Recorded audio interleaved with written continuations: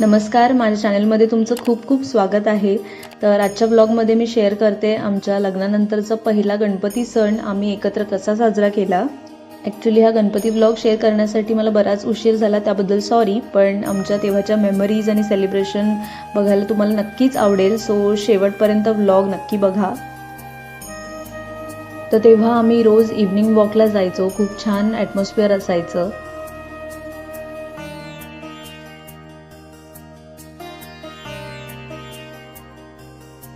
तर जेव्हा गणेश चतुर्थी जवळ आली तेव्हा तिथेच एका ठिकाणी गणपतीच्या खूप छान मूर्ती बनवल्या जायच्या, सो आम्ही सुद्धा ते बघायला जायचो। ते आमच्या घरापासून बरंच जवळ होतं आणि तिथे खूप छान बाप्पांच्या मूर्तींचं कलेक्शन होतं, सो आम्ही डिसाईड केलं की आपण इथूनच बाप्पांची मूर्ती घ्यायची। तर ही बाप्पांची मूर्ती तिथली एक स्पेशालिटी होती आणि खूप सुंदर मूर्ती होती।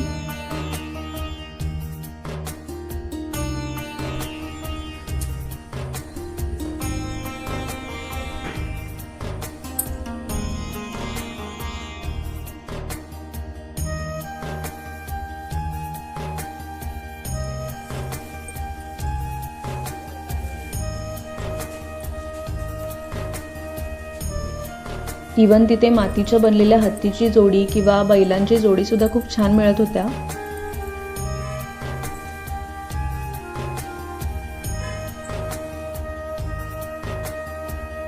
आणि ह्या काही मूर्ती ज्या ऑलरेडी बुकिंग झाल्या होत्या आणि त्या फॅमिलीजने तिथे येऊन डेकोरेट केल्या होत्या। आम्ही सुद्धा आमच्या बाप्पांची मूर्ती बुक केली आणि इव्हनिंगला जाऊन आम्ही ती डेकोरेट करायचो आणि आपल्या बाप्पांची मूर्ती स्वतः डेकोरेट करण्याचा एक आनंद आम्हाला त्यानिमित्ताने मिळाला। आम्ही दोघं मिळून ते करायचो।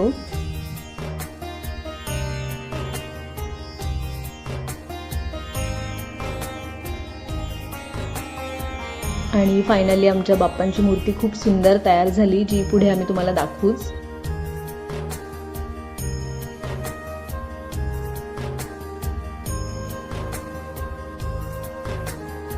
तर त्यानंतर इथे आम्ही दोघं करतोय बाप्पांच्या मकरची सजावट आणि तयारी। तर आजकाल आपण वृक्षारोपण आणि झाडांचं महत्त्व जाणतोय, सो झाडाच्या सावलीमध्ये स्वतः बसलेले बाप्पा अशी एक सिंपल थीम ठरवून आम्ही तसं मकर बनवत होतो।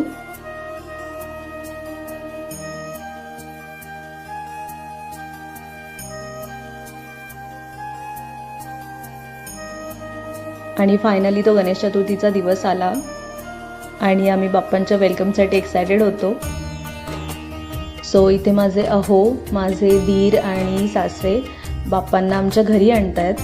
हो, इतके दिवस ज्या बाप्पांना इव्हनिंगला आम्ही भेटायला जायचो, त्यांना डेकोरेट करायला जायचो, ते बाप्पा फायनली आमच्या घरी येणार आणि आम्ही स्वतः बनवलेल्या मकरामध्ये ते आसनस्थ होणार ह्याचा एक आनंद होताच। आणि इथे आम्ही बाप्पांचं औक्षण करून बाप्पांचं स्वागत करतोय। आणि मागील व्लॉग्समध्ये आमच्या दोघांच्या एकत्र सिरीजमध्ये तुम्ही आम्हाला दोघांनाच बघत होतात आणि आता माझे सासू सासरे सुद्धा आलेत आणि आम्ही सगळे मिळून गणपती सेलिब्रेशन करणार आहोत। आणि असे दिमाखात बाप्पा त्यांच्या जागेवर आसनस्थ झाले। ॲक्च्युली गणपतीमध्ये आमच्या घरी म्हणजे पूर्ण फॅमिली येते, म्हणजेच माझे दीर, जाऊबाई, नंदूबाईंची फॅमिली, पण काही कारणांमुळे त्यांना सुट्टी नव्हती किंवा काही प्रॉब्लेम्स होते, सो ते येऊ शकले नाहीत। पण आमच्या दोघांचा पहिलाच गणपती होता, सो आम्हाला जितकं जमेल तितकी बाप्पांची सेवा केली। पण ते असते तर आणखीन मजा आली असती, कारण सण म्हटलं की जितकी जास्त माणसं तितकी जास्त मजा। पण हो, नक्कीच तुम्हाला नेक्स्ट ब्लॉग्समध्ये ते नक्की दिसतील। आणि पहिल्याच दिवशी आम्ही बाप्पांना तळणीच्या मोदकांचा नैवेद्य दाखवला होता। आणि लग्नानंतरचा आमच्या दोघांचा हा पहिलाच गणपती आम्ही एकत्र साजरा करतोय, सो खूप हॅपी होतो। त्यानंतर आला गौरी गणपतीचा दिवस। तर गौरीला गणपतीची बहीण मानलं जातं आणि बहीण आपल्या भावाकडे 2 दिवस पाहुणचारासाठी येते, त्यामुळे गौरीचा 2 दिवस छान पाहुणचार केला जातो। त्यामुळे गौरी दिवशी नदीकाठावरून गवर आणून तुळशी वृंदावनाजवळ तिची पूजा करून तिला घरात आणतात।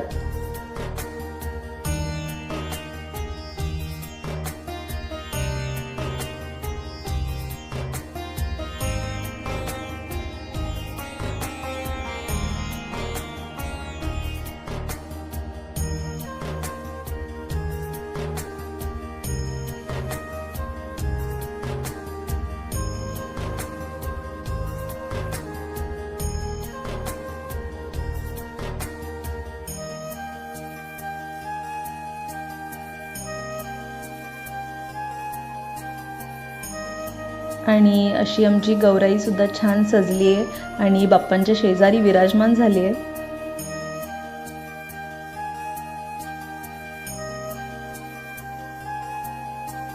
तर गौरीला भाजी भाकरीचा नैवेद्य दाखवला जातो. सो आम्ही मेथीची भाजी, अळूवड्या, दही भात असा गौरीला नैवेद्य दाखवला होता.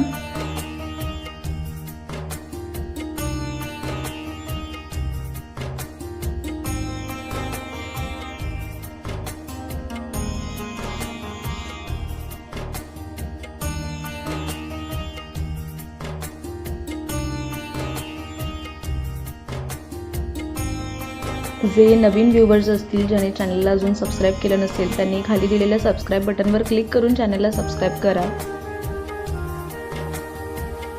आणि गणपतीमध्ये आरतीला आमचे शेजारी सुद्धा यायचे. तर त्यानंतर आला ओवसा. ओवसा म्हणजे गौरीला ओवासणे किंवा ओवाळणे. काही ठिकाणी त्याला वौसा असं म्हटलं जातं. तर त्या दिवशी नवीन सुनेला मान सन्मान, तिच्या आवडीची भेटवस्तू, साडी किंवा कोणतीही वस्तू शगुन म्हणून दिली जाते. आमच्याकडे ओवसा दिवशी 5 घरी जाऊन, गणपती असलेल्या 5 घरी जाऊन ओवसा घेऊन यायचं असतं. तर ओवसाला घरातील स्त्रियांचा उपवास असतो, त्यामुळे मी इथे उपवासाला रव्याची पोळी बनवते.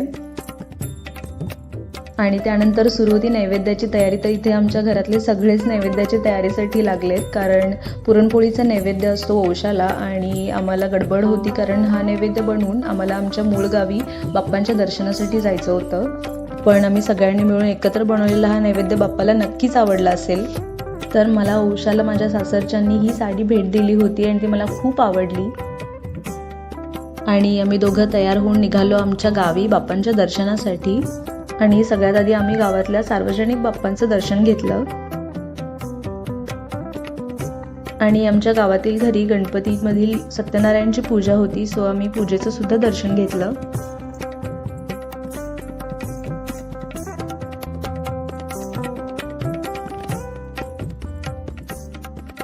आणि फायनली इव्हनिंगला आम्ही ओवशांची पूजा करतोय. तर आमच्या दोघांचा पहिलाच ओवसा असल्यामुळे आम्ही दोघं मिळून ते ओवसे मांडतोय. तर हे ओवसे म्हणजे प्रत्येक हळदीच्या पानावर पुरणपोळी, दही भात, फळं असा नैवेद्य मांडला जातो आणि घरातील जितक्या सुवासिनी आहेत त्या प्रत्येक सुवासिनीचे 5 आणि गौरीचे 5 असे ओवसे मांडले जातात.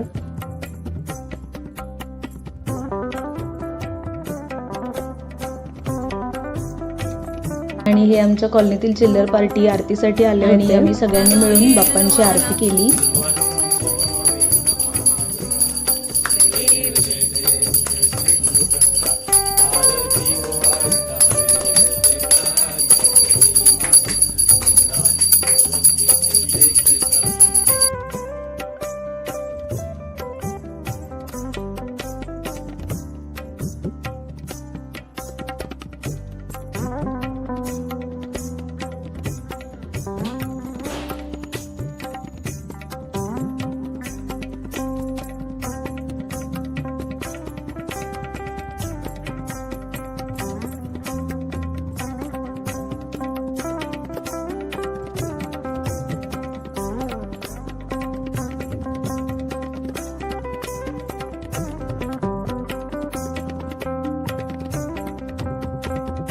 आणि आरतीनंतर आम्ही दोघांनी हे ओवसे माझ्या मम्मी पप्पांना म्हणजे सासू सासऱ्यांना दिले आणि त्यानंतर आम्ही गणपती असलेल्या 5 घरी जाऊन सुद्धा हे ओवसे देऊन पाया पडून आलो. आणि फायनली आला निरोपाचा दिवस म्हणजेच बाप्पांच्या विसर्जनाचा दिवस. तर तसा हा दिवस थोडा नाराजीचाच असतो, कारण इतके दिवस बाप्पांच्या आगमनाने घरातलं वातावरण खूप छान प्रसन्न आनंदमय झालेलं असतं आणि फायनली बाप्पा त्यांच्या घरी पुन्हा जात आहेत म्हटल्यावर आपल्याला एक खंत असते. पण तरीही पुढच्या वर्षी बाप्पा लवकर यावेत म्हणून त्यांना आनंदाने निरोप देण्यासाठी आपल्याला तयार राहावंच लागतं. आणि इथे बाप्पांच्या आजच्या नैवेद्यासाठी उकडीचे मोदक आणि हळदीच्या पानातल्या पातोळ्या बनत आहेत.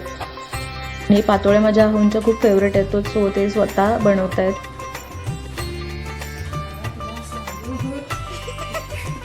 आणि फायनली आम्ही बाप्पांना त्यांच्या आवडीचा उकडीच्या मोदकांचा नैवेद्य दाखवला.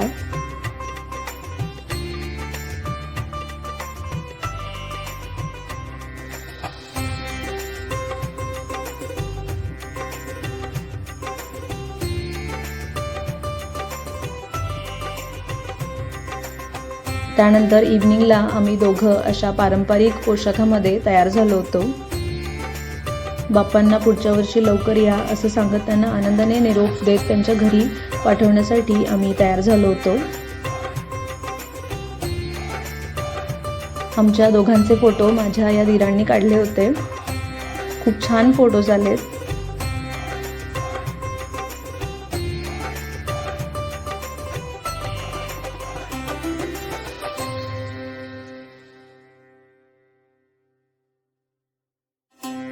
आणि फायनली मी बाप्पांचं पुन्हा एकदा औक्षण करते.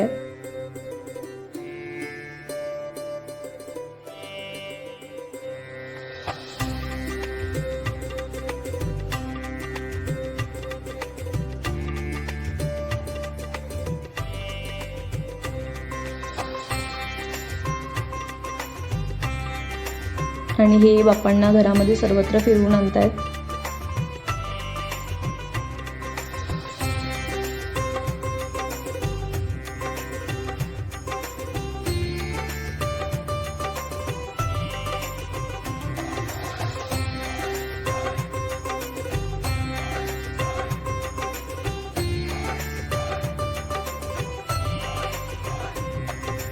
आणि आम्ही चाललोय बाप्पांच्या विसर्जनासाठी.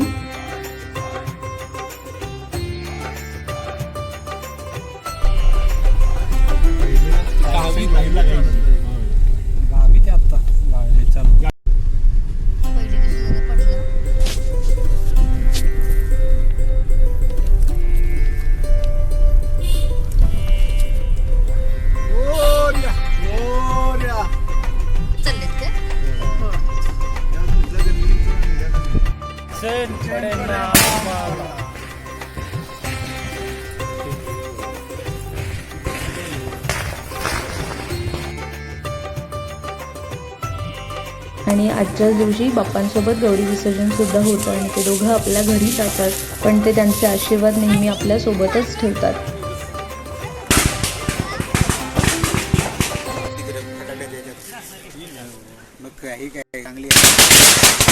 आणि इथे आम्ही पुन्हा एकदा बाप्पांची आरती करतोय.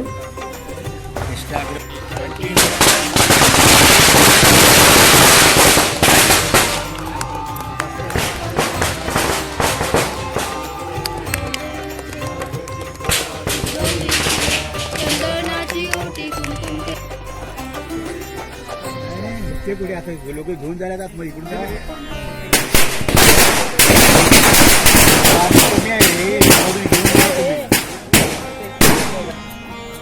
पाणी कमी आहे.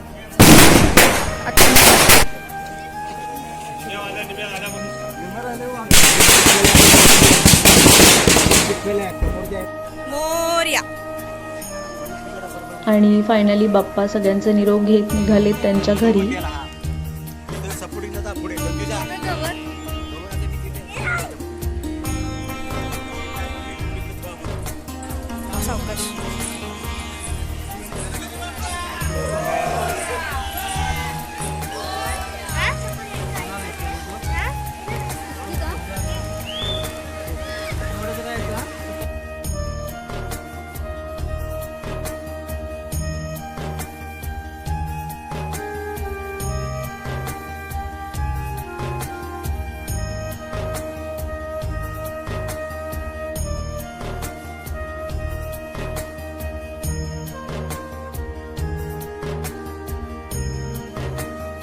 तर असं गणपती विसर्जन पार पडलं आणि त्यात पावसाने सुद्धा हजेरी लावली होती.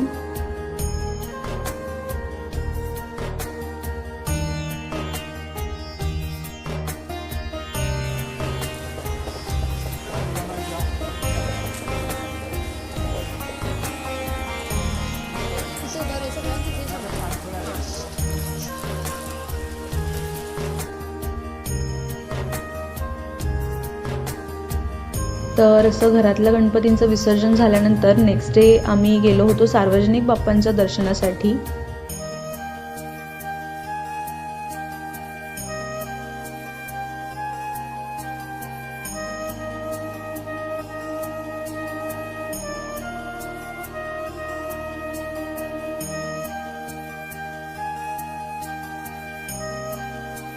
खूप भव्य आणि सुंदर बाप्पांच्या मूर्ती होत्या.